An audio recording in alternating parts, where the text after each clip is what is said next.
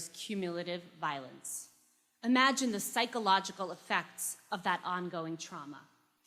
For Israelis living near the Gaza border, the effects of trauma persist well beyond when the last missiles are fired and continue long after the media stops reporting these horrors. Post-traumatic stress disorder, or PTSD, is a serious mental health condition that's triggered by either experiencing or witnessing an event that involves serious injury, death, or the threat of death. It shouldn't be surprising to hear that many of the individuals in this area suffer from PTSD. PTSD is a chronic condition that includes a number of distressing symptoms. Typically, an individual will re-experience a traumatic event through intrusive flashbacks or nightmares. As if the pain of experiencing the trauma isn't bad enough, it is as if they cannot escape its horrors. As one survivor once put it, PTSD is not the person refusing to let go of the past, but the past refusing to let go of the person. Many times, the individual will attempt to avoid activities and places associated with the traumatic event. Along with this are a wide range of symptoms, such as insomnia, anxiety, irritability, and difficulty concentrating. These symptoms last for at least 1 month and up to several years. In some cases, a lifetime.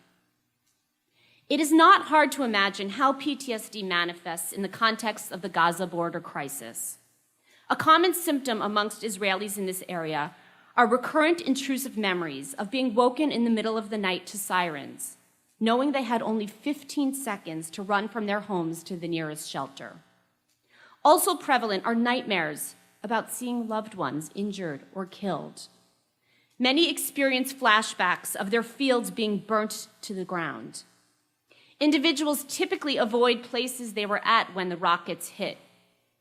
It is also not uncommon to develop a fear of objects associated with the trauma.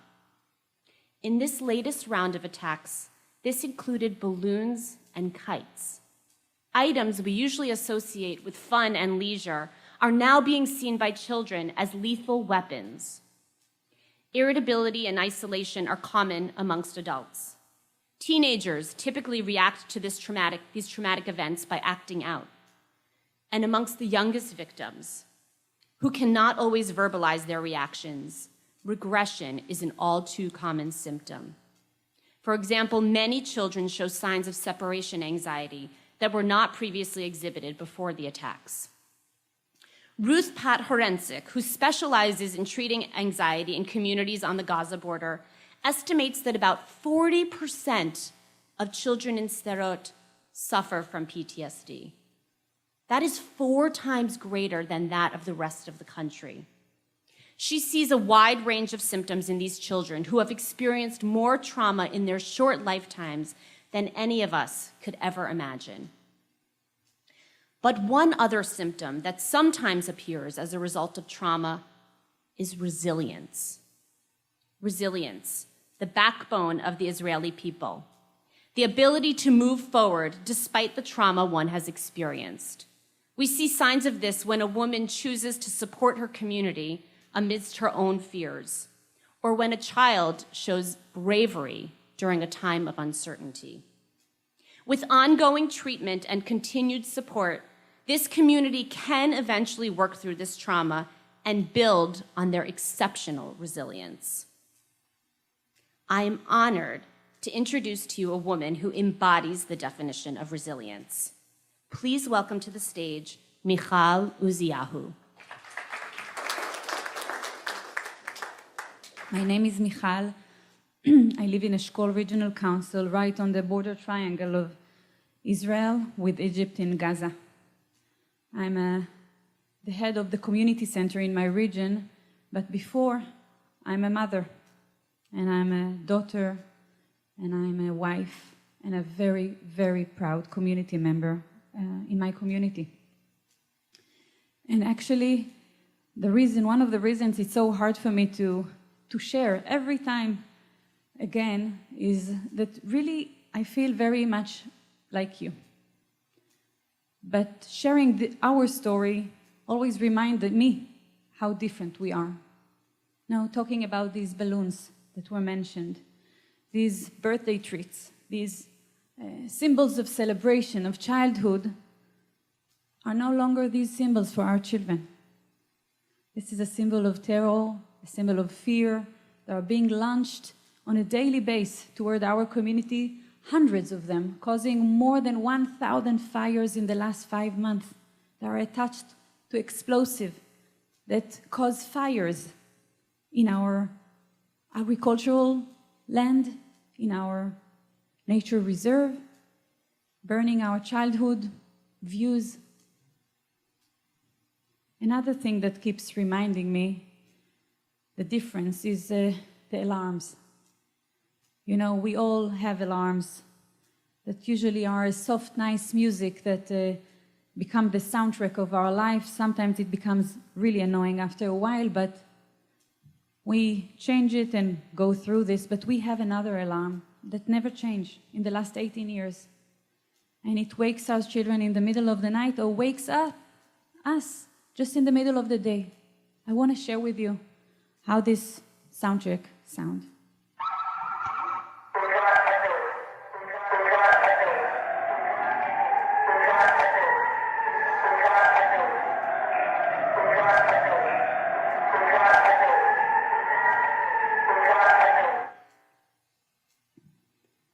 Pretty frightening, huh? Well, this is our alarm. I want to share with you first my personal story. I was born in 1977 in Sinai. My parents' generation was looking on my generation, and they said probably by the age of 18 they won't have to go to the army. They were wrong. We all did go to the army. And in 1982, Israel came to my parents and said, "Dear Zionist pioneers, peace is more important for us than everything else. You will have to leave your homes and rebuild your homes." And they said, "It's tough, but we will. Hineni, I'm doing it." They rebuilt their home in a new community just on the other side of the Egyptian border. Amazing community, flourishing. Eshkol Regional Council, 32 communities, amazing. This is not a territory in dispute. It's important for me to emphasize. This is 1948 borders of Israel. I grew up. I met a nice kibbutznik. After 5 years, I forced him to marry me. These kibbutzniks are an issue. In 2004, we became parents to Shira, our amazing daughter, and I suddenly developed this mother's instinct. I was looking on the people who live in Gush Katif and couldn't understand how can people live in Gush Katif. Gush Katif were 22 Jewish communities within the Gaza Strip. We heard of horrific terror attack on a daily basis. How could people live there? How could you raise your children in such a place? I kept wondering, and in 2005, when Israel decided on the disengagement, I was all for it. We shouldn't be there. We shouldn't raise our children in harm's way. And we hugged the people of Gush Katif, but we really felt it was the right thing to do. You Americans invested millions of dollars in greenhouses in the Gaza Strip for the Palestinians to have a great platform, to flourish, to grow. Everything was burned within weeks. And we woke up to a new reality.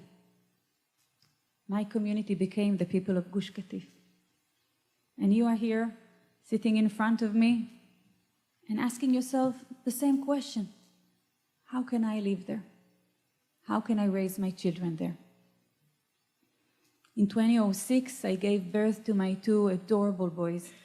It was just a few weeks after Gilad Shalit, the Israeli soldier, was kidnapped a couple of miles from my home, just a week after the Second Lebanon War started, and I was standing in the hospital, looking on my newborns, understanding that I won't have my parents' privilege, because I'm raising soldiers.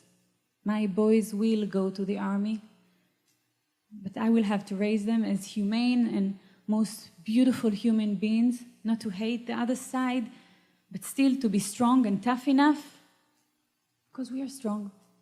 And this new reality of 15 seconds that keeps catching us, each time in a different moment. If I'm taking a shower and my babies are playing outside, in the middle of the night, that I have 15 seconds. Go, grab your babies, run to the shelter. And the kids, we are life-loving people. We raise our kids with love. They come back with a song from the preschools. It goes like this. נמהר, נמהר, נמהר למרחב המוגן. נמהר, נמהר, כי עכשיו קצת מסוכן. הלב שלי דופק, בום בום בום בום בום, הגוף שלי רועד. דום דום דום דום דום. A beautiful children's song. The lyrics are, let's hurry up, hurry up, hurry up to the safe room. Let's hurry up, because it's dangerous outside. My heart is pounding, boom, boom, boom. My body is shaking, doom, doom, doom. Why do we teach our children such songs? We want them to be strong. This is the reality. We are life-choosing people. We choose life and we move on. And the government builds layers of cement above our preschools and kindergartens, and we go and paint it immediately to be colorful and beautiful because we choose life. And we understand that we need to create some tools for the community to overcome the emergency routine. Emergency routine means that one day you have 150 rocket, the other day 40 rocket, 3 rocket, no rocket, but you continue your daily routine because life is strong. And we create resilience center because we are resilient people. We are strong and we move on. And it's okay to feel afraid. It's okay to say, I need help. We are there with therapy, with different programs, and we move on. And I see the way you look at me, and I want to assure you, and many of you know in this room, my number one concern is not rockets. My number one concern then until today is how to lose weight. And you have fed me, oh my gosh.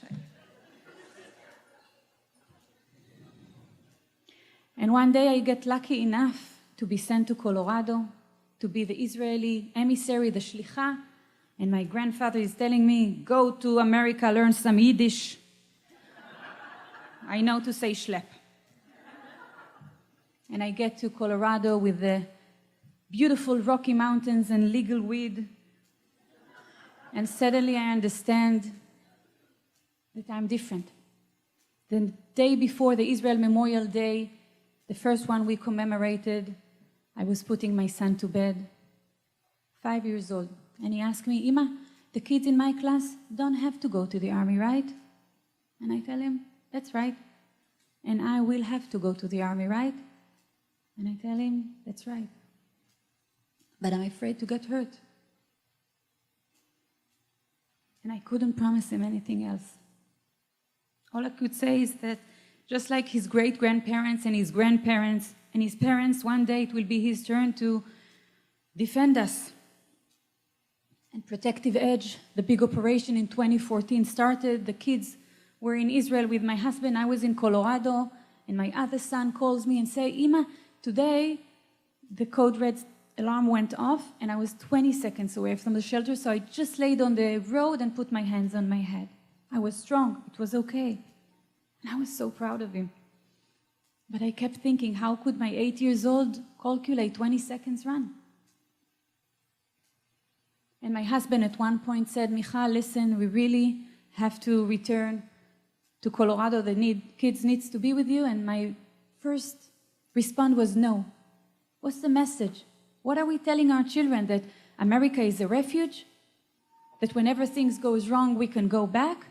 Because we know that America is a great place for American Jews, but not for us.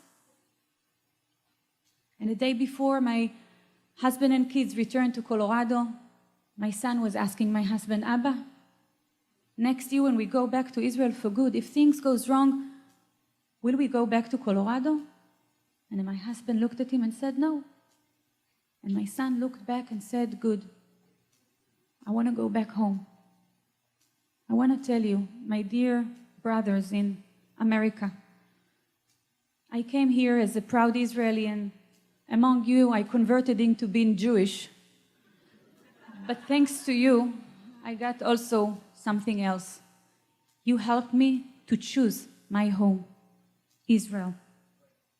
At one point during Protective Edge, I was calling the mayor, Chaim Yalin, and I said, Chaim, what do you need? And he didn't know what to say. And I realized that after 14 years of living under this constant emergency routine, we didn't have plans. We were living day by day. And when I came back, I realized that the first thing that I should do, my solution, our solution, is to call this guy, Mr. Russel Robinson. And I asked him, we need Jewish National Fund help. Because I knew that Jewish National Fund is much more than financial support. I knew about your amazing work in the Arava Valley in Beersheba, how you pulled the government into investing in a clever way. You strategized with us, and Russell said, sure, I'm putting up a task force. You guys, we have two of the task force, the Brandberg family here. They came in February 2016, and since then, they're with us, asking us, what do we need? And if we have a solution, they challenge our solution. Maybe it should be something else. And whenever we dream something, they make us dream big. The American way of living. So since Protective Edge, things haven't changed. The same emergency routine. More than 15 tunnels were found in our communities. Constant infiltrations. More than 500 rockets were shot toward us in the last 6 months. More than 1,000 fires. How do we go through this? My boys in the last 6 months don't sleep in their room. They sleep in the shelter. A 12 years old boy doesn't want to take shower alone. How do we go through this? How come we are so strong? We're not alone. And I see the way you're looking at me. Don't feel sorry for us. And please don't call us heroes. Because this is our home. We have no other home. But you chose to be here in this room. You chose to care. And every step of the way, we know that you are there. Because when we are building a resilience center, a fortified shelter resilience center, you are there. Because only thanks to Jewish National Fund, we are doing it. When we need firefighting equipment, you are there. Jewish National Fund was asking me, do you need firefighting equipment? I said no. After 2 weeks, when I was really suffocating, I was calling and said, you know what, our community really need help. You already said it's on the way. How could you know that we needed it before we knew? You knew it because you were there before. And you will be there the day after. And we know it. So this is how we go through this. You took our children for fun days. You are building even an animal therapy resilience center recently. The playground in Sderot is open extra hours. You are with us. We are not alone. We are beyachad. I want to emphasize, we are struggling. But if we build the country after the Holocaust, we can not only go through this, we can grow out of this because we are beyachad. We are together. And our answer to terror is one. Our answer to terror is to continue to grow demographically. Our answer to terror is to invest in our children's laughter. Why? Because we choose life. We are together. Together we are one, beyachad. And together we choose life. I want to close with something that my grandfather always told me. He's a Holocaust survivor, and he always said the opposite of love is not hate. The opposite of love is not caring. So thank you, my heroes, for caring. Am Yisrael Chai, Shana Tova. Toda.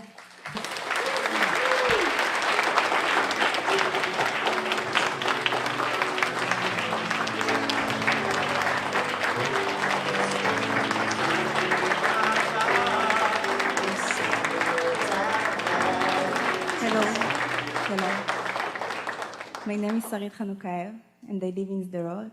It's less than a mile from Gaza. What you just saw was the world-famous 21,000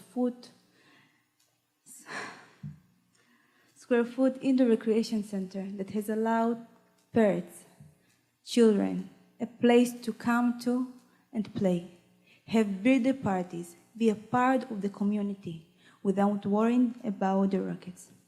Why? Because bomb shelters are inside this secure recreation center. what a difference it's made in our life. Let me tell you about my life. As I told you, my name is Sarit Khanoukaev. I'm 21 years old from the most beautiful city in Israel.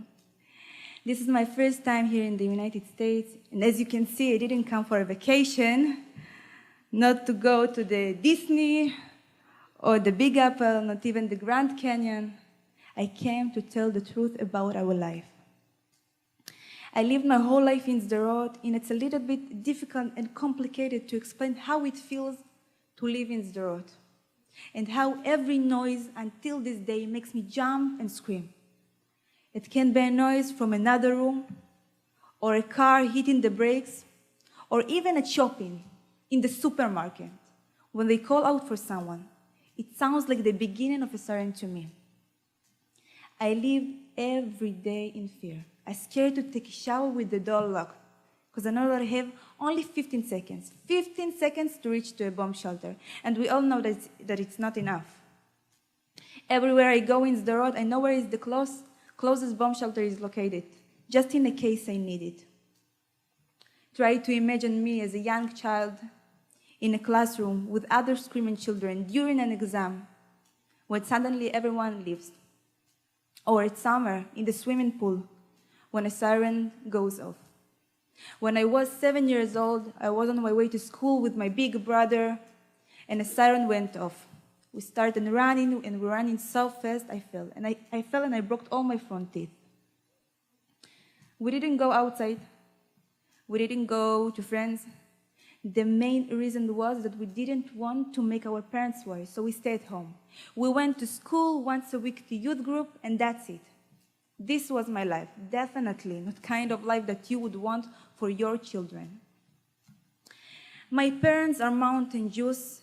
They came from the mountains in Southeast Russia, what we call in Israel, Kafkazi Jews. They were immigrants that came in 1993 straight to Sderot. I have two amazing brothers, Gadi and Ilan, and we belong to the mountain Jews Makom community in Sderot. For those of you that don't know what Makom communities are, there are more than 200 Makom communities throughout Israel with young people from different backgrounds, religious and secular, immigrants and veterans, Jews and non-Jews, who are committed to developing cities in the Negev and Galilee through programs, volunteering and involvement. In Sderot, there are 4 Makom communities. My community of mountain Jews provides educational programs for all the ages. We have an afternoon programs for children, a leadership, a pre-army programs for teenagers, program for young adults and elderly. Our programs are very special, and I'm not telling it this because I'm taking a part. We are proud of our traditions and values, and everyone is invited to take part in our programs. I will begin studying public policy in college next month, and even though I can choose to study anywhere in Israel, like in Tel Aviv, I chose to stay in Sderot. I see it as my responsibility to be in Sderot and support student life there. Thanks to Jewish National Fund support, we can live safely. And we have reasons to stay in Sderot, in addition to my personal connection to the city. When I complete my studies, I plan to stay in Sderot and build my future and family there. I see myself buying an apartment in one of our new neighborhoods, playing with my children in indoor playground, working in a position that serves the public, raising a future generation in a safer environment than I had as a child.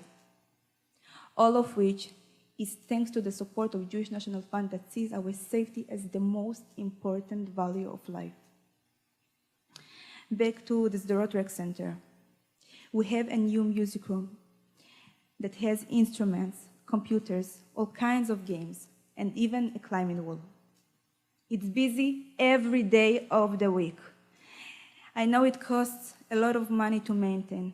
I thank you for your contributions. Because of you, we have this place. Have you seen the Sderot tulip? It's beautiful, right? It's made from Qassam rockets. One of our local artists decided to take the rocket parts that fell on us and shape them into beautiful works of art. I'm told it's available for sale after the event for $1,000, so you can buy one today and help us keep the playground and other services available. I want to tell you last thing, and I really want that you all will remember it. We are strong, and we will never give up. Thanks to you all, Sderot was and will always be my home. Thank you.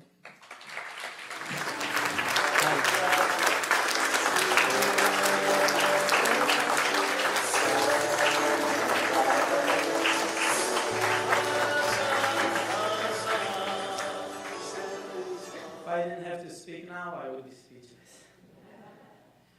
But we came here on an important mission, and being in this room today, the only thing that we wish, me, Michal and Sarit, is that my community, our community on the Gaza border, would be here with us throughout this amazing tour.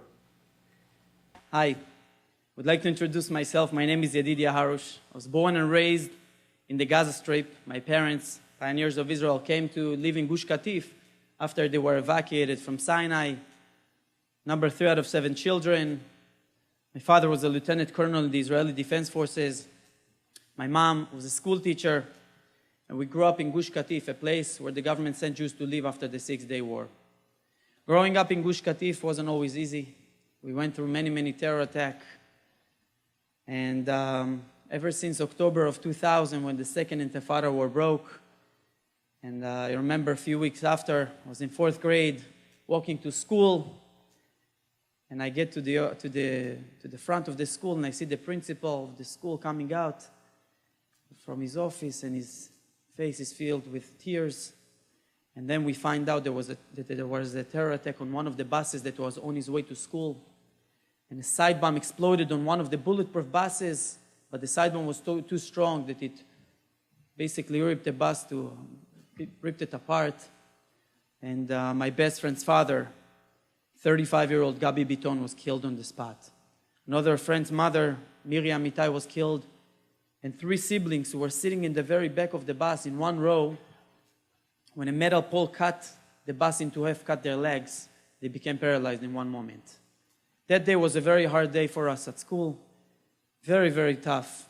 And at the end of the day, the principal gathered us all together and he says, kids, the terrorists are here for one reason: to make us live our life with fear, to stop us from living our life, to think twice before we do something. And our job is to move on and continue. And I was 4th grade, what did I know? So I went home, and that day I decided to do something. I went back and I went to the planting nursery and I picked 2 plants. I went to my home and I started the backyard. I planted 2 plants. And in my little kid's head, I was like, okay, if they want us to stop living our life, great. We're going to stay here, but not just stay, we're going to grow and expand. And life went on, and more terrorist attack. And things were not so easy, but we were very happy to live in Gush Katif despite everything, because we really believed that we were there for a reason.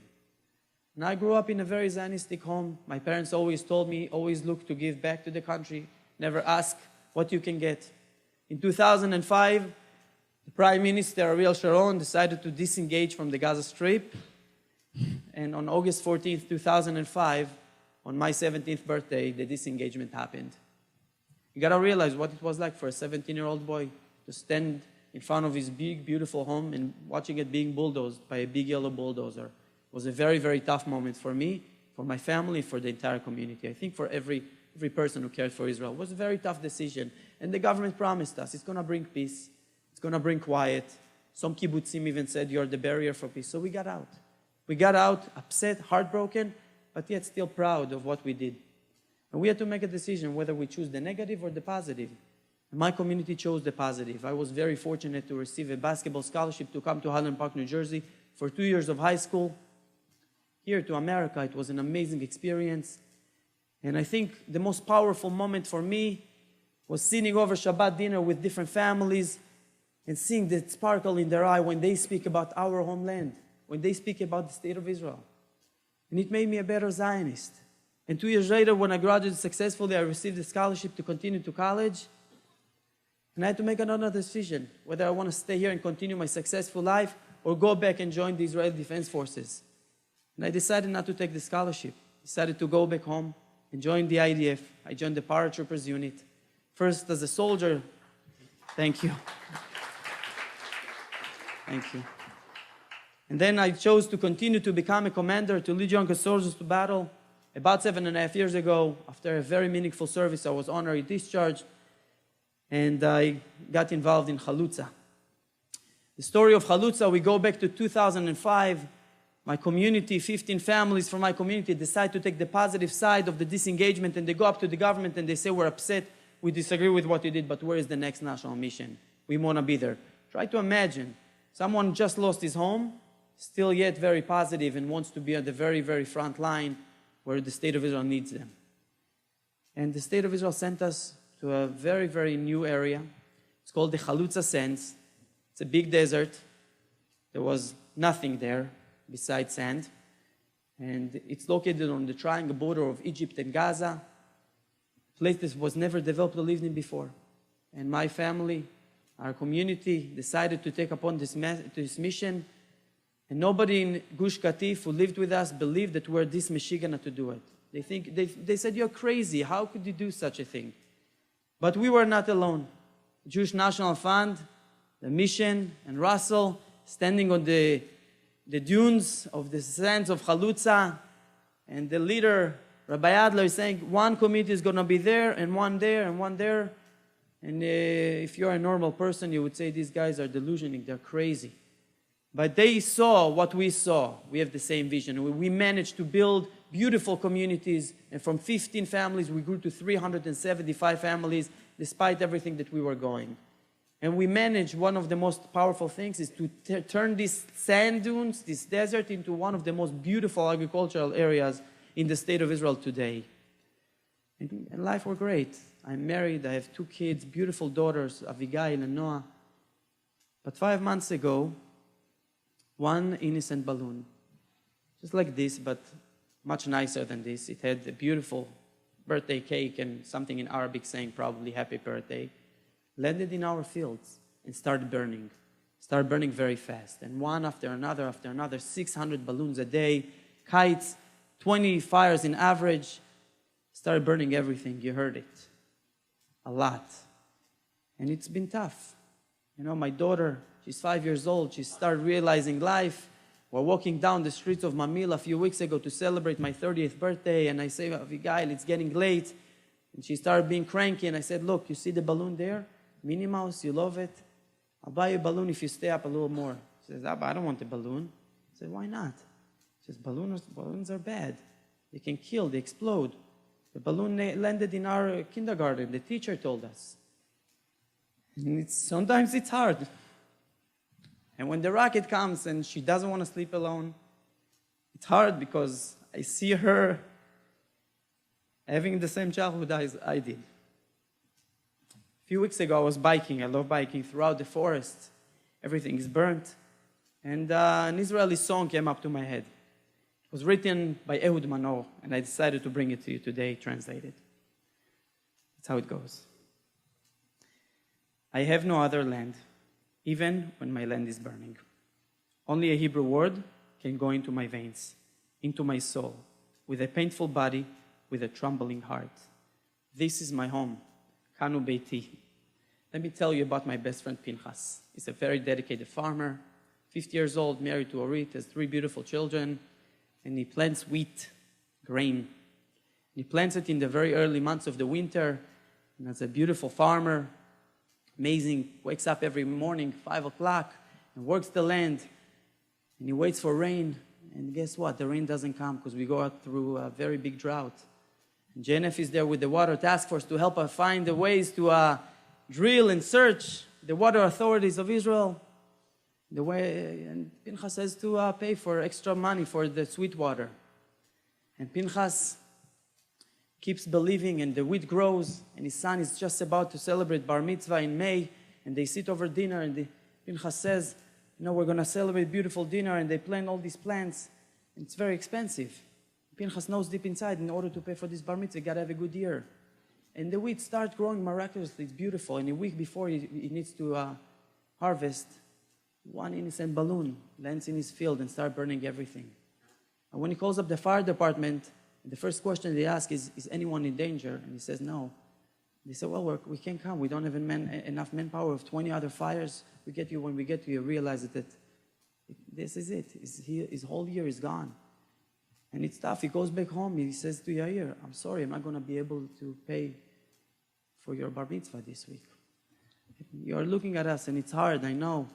But hard doesn't mean bad. Because we feel privileged. We feel fortunate. Because take a moment and zoom out from our perspective and look at it from a historical perspective. We're another link in the chain. We're the most privileged link in the chain. Because we live our dream. We live the dream of 2,000 people, of 2,000 years. 2,000 years, our nation dreamed of a homeland and went through all the crises, and we never, ever could say, we are proud, we are safe, because we weren't. And we could never defend ourselves because we never had a country. And 70 years ago, we managed to build a country. And we managed to build a beautiful army that I was privileged to serve in, the IDF.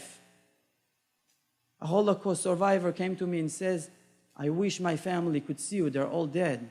They would be so proud, we never dreamed of it even. And I am proud to stand on the very front line of Israel and to be there to protect our homeland. I feel privileged. I feel privileged that I'm part of building 2 communities in Israel. One was in Gush Katif as a kid, and today 3 beautiful communities in Halutza. And guess how we're going to continue? But you know what the most beautiful and amazing, powerful thing we have is looking back on this logo, the logo of Jewish National Fund, knowing that we have 600,000 people pushing us with their fingertips every single day. Ariel and I were walking around, and you see it, and he's there with me physically, but when he goes home and I look at his fire wagon, I know that I'm not alone. I see his name. I see the names on the kindergartens. You're with us. So when a Jew in Halutza sneezes, a Jew in New York City says, God bless you. Am Israel Chai. Thank you.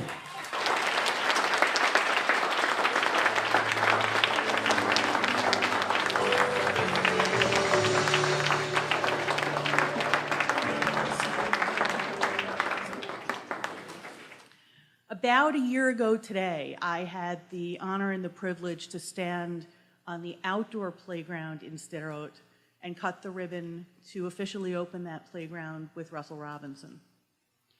And as I stood there and I listened to the sounds of children laughing and playing and jumping off of playground equipment and lining up for ice cream, I marveled at how far we had come, that a community that I had always only known for the spectacular recreation center where children had to play indoors had come so far that we had built an outdoor playground. And as they ran and played under as bright a blue sky as you can imagine, it was among many very meaningful days in Israel for me, a truly extraordinary day. About 2 weeks ago, that same playground brought far different emotions to the surface as I watched, as I'm sure many of you did, the reports from Israel and the video of the children at the Sderot outdoor playground. And this time it wasn't children laughing and playing, it was children screaming and running in fear for the bomb shelters at that playground. And as I listened to the sirens blasting and shattering their young lives again, I cried. Among the children who regularly play at that playground are Yedidya's girls. And it breaks my heart that they go through this. And it breaks my heart, the trauma that all of these children have had to live with. And it is why I stand here today, and it is why I do what I do for Jewish National Fund, because, Michal, you are heroes. And as I have told Yedidya many times, we do the easy work. All we have to do is open our hearts and open our lives and open our checkbooks. But the residents of the Gaza envelope, they do the hard work. They stay there, they live there, they thrive there. When I first visited Halutza, it was a tiny community. And as I sweated in the greenhouses that they somehow conceived of building in the desert, and I watched tomatoes growing, and I got a lecture on how to grow peppers in the desert, I was astonished. They do that work every day. They live on and they develop the land under conditions none of us can imagine. And they not only do it, but they do it unflinchingly, they do it with strength, they do it with dedication, and they do it with hope. Hope for a better future, hope for their children, hope for peace. You've heard their stories, and soon you'll have a chance to meet with them and speak with them personally, and ask them about their lives and ask them your questions, because we need to continue fighting for them. So when you leave here today, or right now if you actually have service, go to jnf.org, support Israel, and help them. Email your congressional leaders. Put your names to the letter that we've prepared. Share the story of these heroes with anyone you can reach. Tell them to stand with the land and the people of Israel. They need us now, and we're responding. So share the letter and your experience here today. Share it on social media. Share it with your friends. Share it on Facebook. Share it on Instagram. Share it on Twitter. However you can communicate this message, get it out, because the media is not doing it. These eyewitness accounts are real. It's not fake news. They're real, they're credible, they're going on every day. And we have to be their voice. Share your photos. Share your videos. Share anything you can that will make this point real and human. Now I'm going to ask you to make one more commitment. Go to Israel.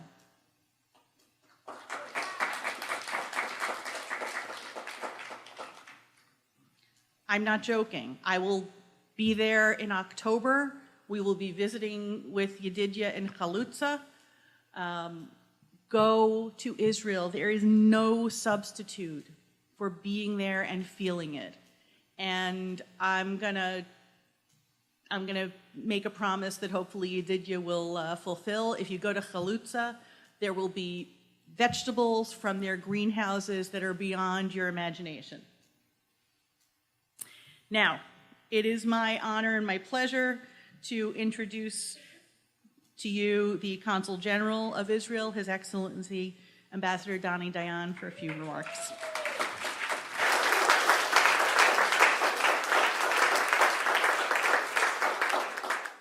I prepared some remarks in my head. I never read my remarks, but you know, I am a diplomat now, so I should talk about geopolitics and the choices of the Gazan people, how they can reverse the situation in 5 seconds, and about our determination to defend our people. But I think that the 3 eloquent speakers that we heard from Israel, I can only lower the bar, so I will be very brief. First of all, I want to thank JNF.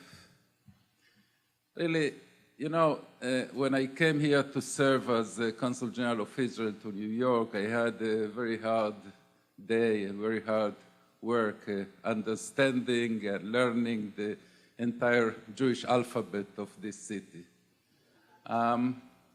I think that JNF is among all those 3-4 letters organizations, the most Israeli of all of them, and probably the most Zionist of all of them.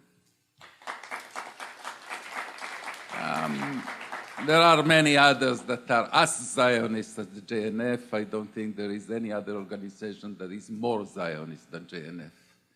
And that's not a simple thing, because in days in which a word that for me is almost sacred, Zionism, the national liberation movement of the Jewish people, the most amazing endeavor in the history of the Jewish people in the last 2 years, and probably in the history of mankind in the last 2 years. The word Zionism is so vilified, is so distorted, is used as a way to disguise anti-Semitism. The fact that JNF stands proudly and says we are a Zionist, a proud Zionist organization, is a badge of honor on the chest of each one of the leaders and activists and donors of JNF. Thank you so much for that. And finally, I would like to say that, you know, there are innumerable reasons to be proud to be the representative of the State of Israel in New York. First of all, the simple reason of being the representative of the Jewish state to the largest Jewish community outside of Israel. But we have also plenty of additional reasons. The Technion campus in Roosevelt Island, the artists that perform, the Israeli artists that perform that present in the Metropolitan Museum, and players in Broadway, and even the gastronomic excellence of some Israeli chefs that come here to feed the New Yorkers. But I think that there is no greater pride for a representative of Israel abroad than to be the humble representative of these three incredible Israeli citizens that we listen to today, Michal, Sarit, and Yedidya. And if she allows me, I will ask the younger one, Sarit, to join me here for a second.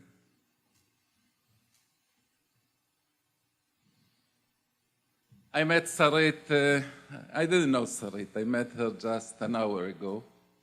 Russel told me, you are speaking with the next Prime Minister, with the future Prime Minister of the State of Israel. I have bad news for you, Sarit. You will have to compete with my daughter. It will be tough. But my friends, this is what a Zionist look like. This is what an Israeli hero looked like. This is what the hero of the Jewish people, a defender of the Jewish people, looks like. And it's beautiful from the inside and the outside. Thank you so much. Thank you for everything.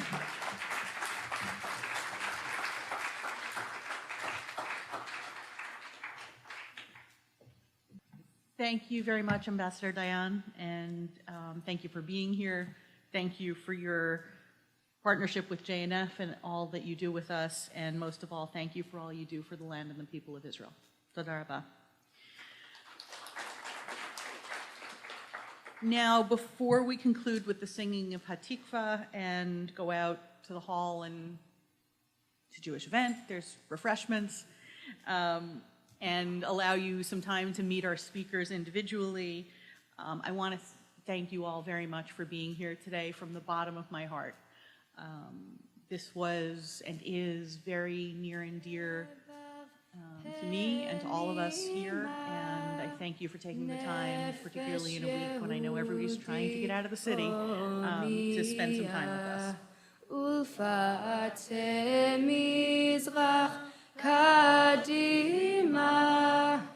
Ayun letzion Sophia, od lo avda tikvatenu, hatikva bat shnot 2000, liyotam chofshi be'artzenu eretz Zion Yerushalayim, liyotam chofshi